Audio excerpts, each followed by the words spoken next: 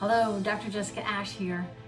Today I was listening to the news about how the Lebanese government resigned due to corruption, and I was thinking about corruption all around the world.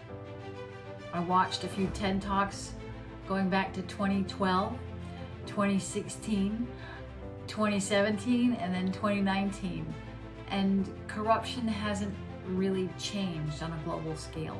There is even a corruption perceptions index that will show you. There are 3 countries that have almost no corruption.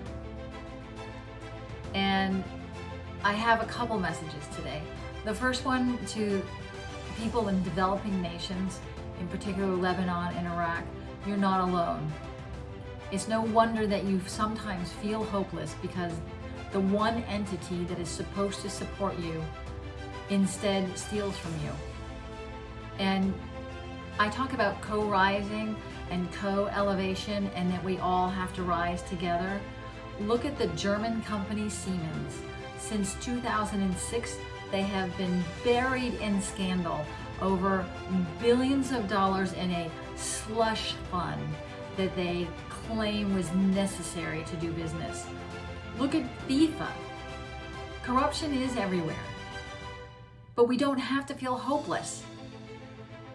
And I'm writing grants for a few developing nations about self-reliance. And instilling the value of community service is a part of all of those grants. If we're thinking about our government and what it's not doing for us, of course we feel hopeless because we can't change our government. We can't speak out against it often. But if we focus on what we can do and we actually do whatever we can, however small it might seem, then at least we feel better about what we did. So I'm asking you, what is realistic for you to be able to do, however small it is, to make your community better? And not just for you, but yes, for you.